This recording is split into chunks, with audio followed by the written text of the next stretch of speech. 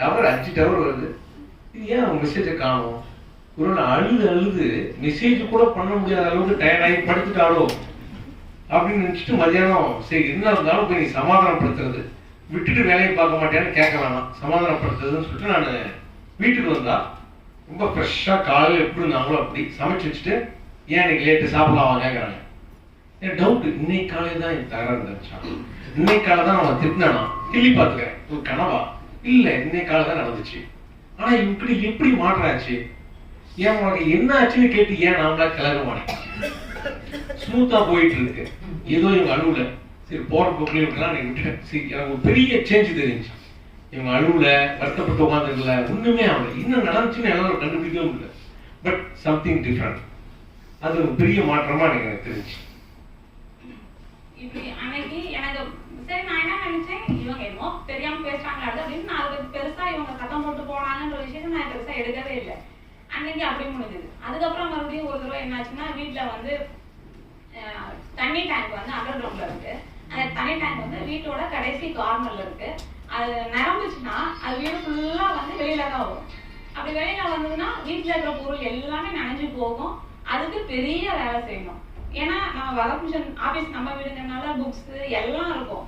வீட்டுல இருக்கிற பொருள் எல்லாத்தையும் ஒருத்தருக்கு போய் காய வைக்கணும், அது பெரிய வேலை செய்யணும். அதுக்கு ஒவ்வொரு தடவையும் அது ரொம்ப கேர்ஃபுல்லா பார்த்துக்குவோம். அப்படி கேர்ஃபுல்லா பாத்துக்கிறப்ப ஒரு தடவை என்னாச்சுன்னா எங்க மாமனார் மாமியார் வந்து ஊருக்கு போயிட்டாங்க. அவங்க எதுவுமே வந்து ஊருக்கு போயிட்டாங்க. சரி ஓகே அப்படின்னா அடுத்த நாள் நைட்டு வந்துட்டு விடியனாலும் ஒரு தண்ணி வந்திருக்கு. அது தண்ணி வந்து நம்பிடுச்சு. நான் காலையில 6 மணிக்கு எந்திரிச்சு பாக்குறேன். எந்திரிச்சு பார்க்கும்போது என்னன்னா வீடு ஃபுல்லா தண்ணி நம்பி உள்ள வந்து இவ்வளவு தண்ணி நிற்கிது. புக்ஸ் வீட்டுல இருக்கிற பொருள் எல்லாமே இப்படி மறந்துட்டு இருந்தது.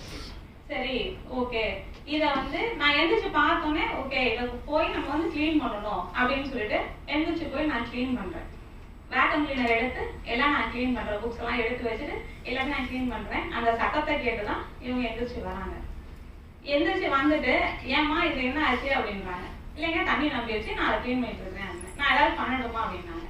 இல்லைங்க, எங்க ரூம் வந்து ஃபர்ஸ்ட் ஃப்ளோர்ல, கீழே தண்ணி வந்து நம்பி ஒரு ஜான் அளவுக்கு தண்ணி நம்பி போயிட்டு இருக்கு. இது வழக்கமா வந்துச்சுன்னா என்ன பண்ணுவாங்கன்னா இவங்க என்ன எழுப்பி பசங்களையும் எழுப்பி பார்த்த உடனே நமக்கு பயங்கர டென்ஷன் ஆகி போயிடும். உடனே போய் இவங்களை எழுப்புவேன், எந்திரிச்சுவாங்க. எல்லாம் வீட்டுல தண்ணி வந்துச்சு, எல்லாம் கிளீன் பண்ணுவாங்க. இவங்களை போய் முதல்ல எழுப்புவேன். அதுக்கப்புறம் பசங்க 2 பேர்த்தையும் எழுப்புவேன். எல்லாத்தையும் எழுப்பி ஆளுக்கு ஒரு தொடப்பத்தை கொடுத்து, துணியை கொடுத்து, ஸ்பாஞ்சை கொடுத்து, மக்கு பக்கெட் எல்லாத்தையும்